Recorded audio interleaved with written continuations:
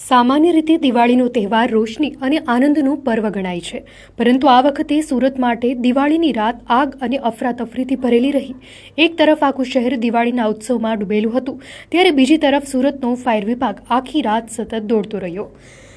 માત્ર 24 કલાકના સમયગાળામાં સુરત શહેરમાં 125 જેટલા આગના બનાવો નોંધાયા છે. ફટાકડાને કારણે લાગેલી આ આગની ઘટનાઓએ અનેક વિસ્તારોમાં નુકસાન પહોંચાડ્યું છે.